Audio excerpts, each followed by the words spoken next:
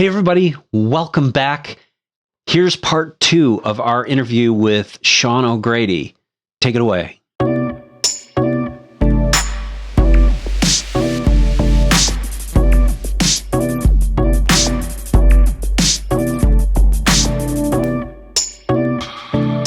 One, just to piggyback what Shawn is saying, just about the whole concept of partnerships, just working together, right? One of the things that, we've been seeing in the industry is, you coming, Chris, from the CIO side and being the customer and then coming on this side, you would often say stuff like, it doesn't have to be this hard, why does it have to be so complicated? Why can't, a reseller, a vendor, and a customer all just work together for a common good in a project? And I hope that it's these kinds of scenarios that kind of show that, we're so much stronger together, right? When we all work together, right? When just, Chris, the stuff that you and I do together, right? I can't do it without you. You empower me and you make, and it's 1 + 1 = 3. And I hope that that's one of the things that comes out of all of this is that people now are forced to work together towards a common good. We are truly all in it together, right? I mean, it's just such a unique circumstance. There's no rules here, right? I mean, all the rules are gone. And so we're all just learning. And I hope that as a result of this, it just humanizes people a little bit more, and people are just more open to working with each other and treating each other with respect and all that simple stuff, I feel like we've kind of gotten away from some of that, and and I think this could be an opportunity to get back. Yeah, it would be great if history is our judge. That won't exactly happen. If history is our judge, we seem to be extremely good as a species about coming together and protecting each other in a time of crisis. It's almost like a Maslow's hierarchy of needs. When you're literally fighting for your survival, you don't have to worry about petty differences, right? But it's okay. I mean, the important thing is that we come together in a crisis, because that's what that's what's important. And when days are a little bit better and we forget what it's like to be in a crisis, some of the pettiness will return. Unfortunately, that's unfortunate. But Sean, can't you just tell me everything's going to be all right? Yeah, and then I crushed you. No, I mean, look, that's not what's important. Yeah. I mean, we can, what's important is that when our backs are against the wall, we as a species have a track record. I did hear something the other day, though, that I thought was interesting. Somebody made the observation that while, plagues and pandemics have been with us really since the beginning of existence. There's stories of plagues go all the way back to the first days of written history, Roman Empire and beyond, that this is the first time in human history that there's been a global response to it. And I thought, wow, that is kind of interesting. So that does, so Sandesh, maybe you're partially right. Yeah. Well, I hope so, because, Sean, I got it, even internally within our organization and with customers, if we want to accomplish some of the things that we talk about, these transformational events, it really is a team. It takes multiple people, and getting people all on the same page is hard, getting people to buy into something and, rallying around it is just tough. It's a hard thing to do.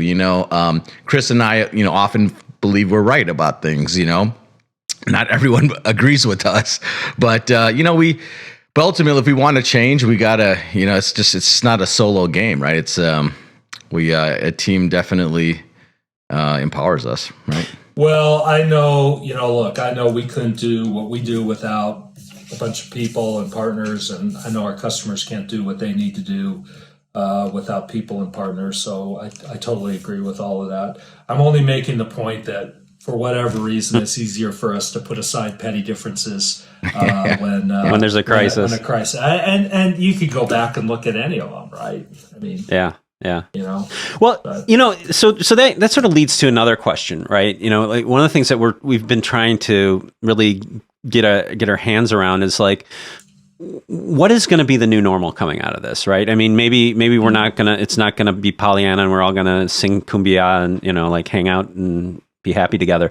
But but what is the new normal in terms of business? I mean, obviously, one of the things that has informed this kind of discussion is, the importance of business agility, right? I mean, we saw that the companies that were more agile were able to react faster, right? And it benefited their business. We talked to Miguel Torres, and he said that, because they got in early and they got their equipment orders in early, and that, because they could move fast and they were prepared for this, that they got out ahead of a lot of companies. We always talk about business agility as a strategic differentiator for a company, right? But now we're seeing a different aspect of that. And what are your thoughts on that piece of it?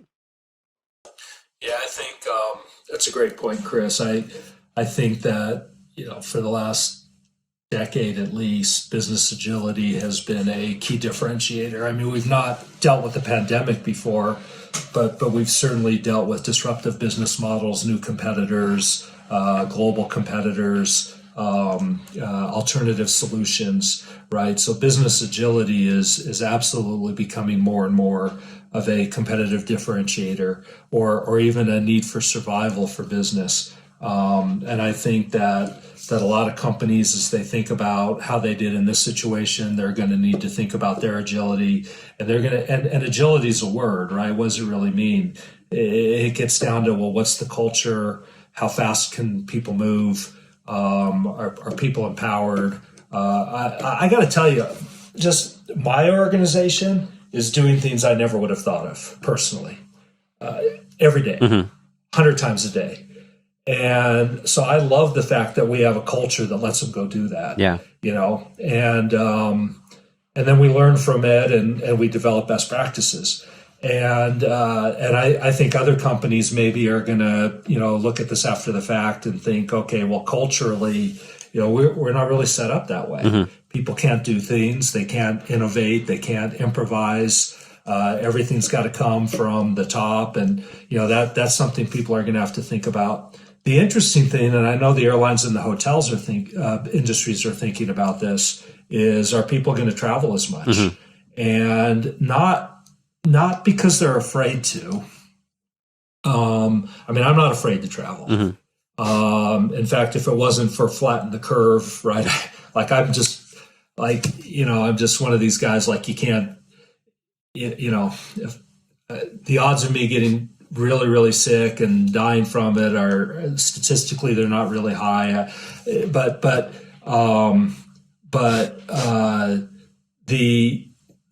We've all been working remotely for 4 weeks now, and we've all beefed up our technology, and it works. Yeah. And so what happens when we're able to travel? Are we going to? I think we will, but probably not with the same frequency, honestly. And I don't think people are just going to start working from home, but people that went to the office 5 days a week, maybe we're going to find that they're going to work, from the office 3 days a week. Right. So I think that's the more interesting one is that given that we've gone through this, and we forced ourselves to make it work, and we realize that it does work, how does that change work behavior? I think that's the more kind of an interesting one as well. Yeah. I think that's going to be a good one. I think that's a timely one, right? I think people are looking for balance, right? People want that quote unquote work-life balance. And if people are able to work from home, I think culturally, I think more employees hopefully can, the happier they are with their employment, the happier they are with their balance in their life, the more loyal they'll be to their organization. So I think it could have a very positive effect where morale could go up. I think some people will really like it. Some people will miss it. Some people will miss it. But I think there's a lot of people that are going to the office every day that I know would like to work from home if they could. Well, but anybody that's working from home now knows that that's not all it's cracked up to be either, right? I don't know. I'm enjoying it. For a little bit. I mean, and you guys were asking me about, well, what about the millennials? When we were talking before, and I told you the story, my son's a classic millennial, He's and then to make it even worse, he's a software developer millennial. So you would think, working from home and being by himself and but he hates it. He hates it. So the idea of being able to do that once in a while, he thinks is really cool. But I don't know whether you guys read this story or not, but there was a story about Apple that culturally they are really struggling because they are an in-office collaboration culture, and if you have a meeting and everybody participates remotely, it's really not that different than an in-person meeting, but it's the informal. Yeah. It's the informal contact, and it turns out that was a big part of Apple's DNA, was the informal contact, and that goes away in this environment. So I never see, you're always kind of prepared in change to see pendulums swing one extreme, another extreme, but they sort of settle in a spot. And my personal belief is that where this pendulum settles is a little bit of balance. Yeah.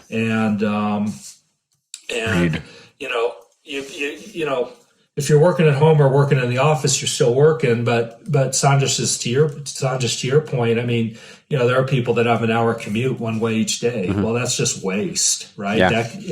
People get that back.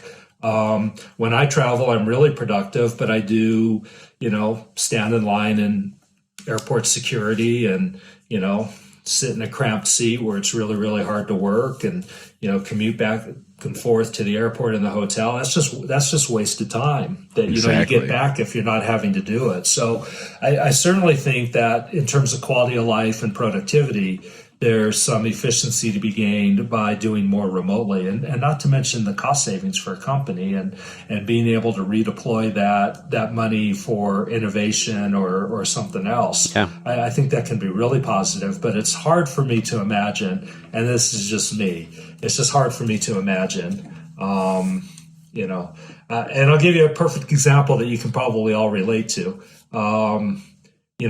Even the nicest restaurants in my town that would never have thought they would ever do takeout are now doing takeout. Yeah. And they'll even mix you a drink, right? And there was a guy in front of me at one of the restaurants, and he was picking up a bottle of wine and 2 Manhattans. And they put the Manhattans in the little plastic carry-out things. And, so when he got home with his wife or whoever he was having dinner with, they spread out a very nice meal and a nice bottle of wine and the Manhattans. That was all good.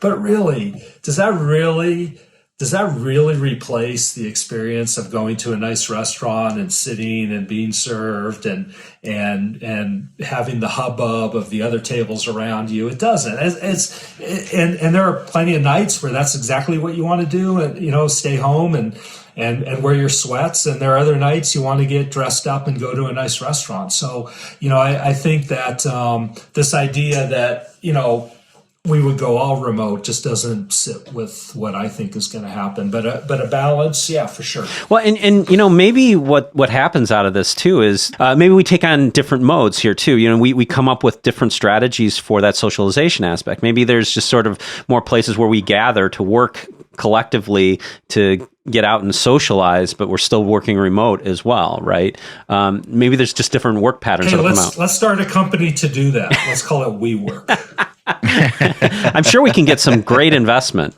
If we can spin it as a technology company as opposed to a real estate company, we can probably get a killer valuation. Yeah, their time they just missed the timing a little too early to the market, right?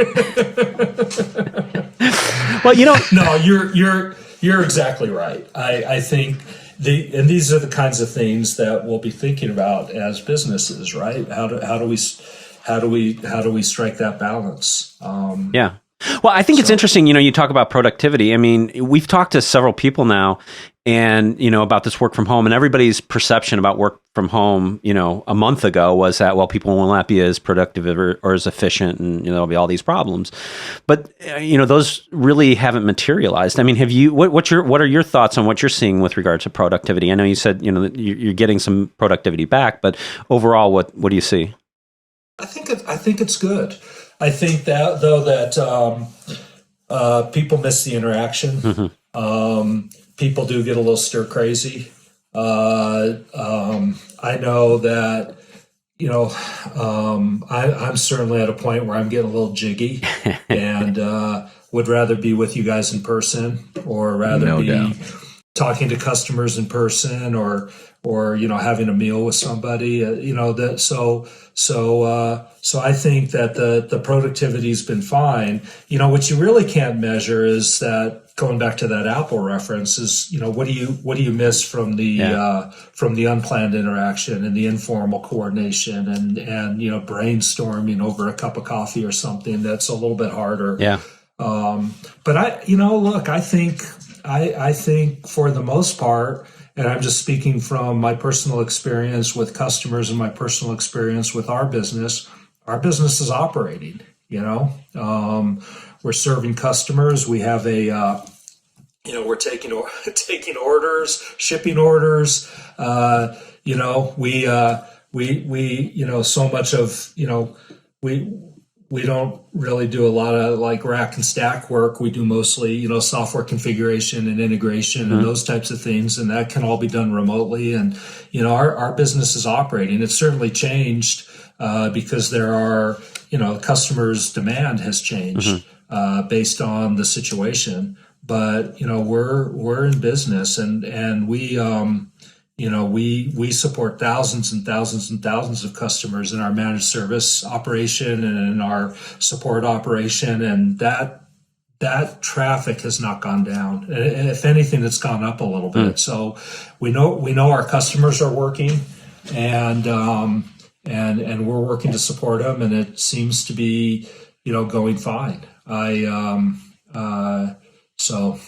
Yeah. So, I mean, what we're kind of talking about is sort of the people factor of business. And, through this, we do see a lot of companies that are, there's that Sequoia Black Swan, paper that they released that was somewhat controversial, right? And one of the things that they were talking about on there is just getting ahead of, reducing your expenditures, right? And one of the big things that they were promoting, and of course, as I'm sure you'll point out, is that they are talking to an audience of startups and things like that, which are in a sort of different state than most larger businesses. But I think there's a balance. It's like you got to reserve cash, but on the other hand, when you have good talent, retaining that talent is really critical. What are your perspectives on how to weather this and how it all plays out? The hardest thing about this, and I refer to it as threading the needle with a rope, because you really got to find the right balance, and it's not easy to find the right balance.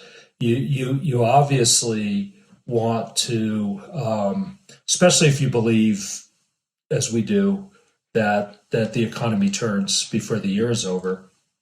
You certainly want to reserve your capacity to deal with that, but at the same time, doesn't do you any good if you're not able to be around to do that. Right. And that's really Sequoia's message to their team, which I would say is relevant for every company. Just a big, well-financed, cash flow positive company with a good balance sheet is going to have maybe a greater tolerance than a startup company that's cash flow negative and really is going to be in trouble if they don't get the next round of funding. So different situation, but the overriding issue, I think, is still the same. You want to make sure that you're continuing to build the company for the long run, and that you're retaining the talent that you need.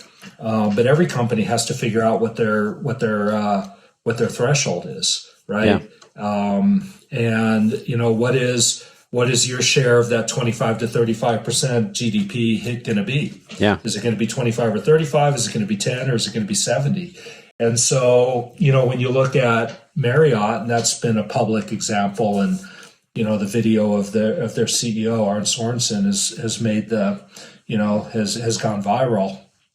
But he said they were seeing a 90% hit in their capacity. Frankly, I can't believe it's not 100. Yeah. but it's 90, and it's just like it's incredible. We won't survive. We won't survive. Yeah. I mean, flat out, we will not survive. And so, so every company's got to assess what is the impact going to be on them, because it's going to be different for every company and every industry.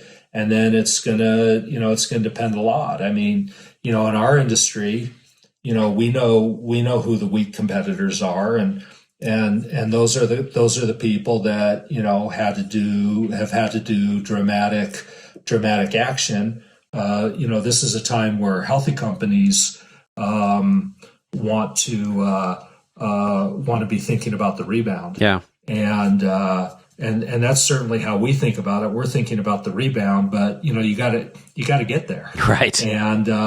And so, and our customers feel the same way, which is why we see them saying, look,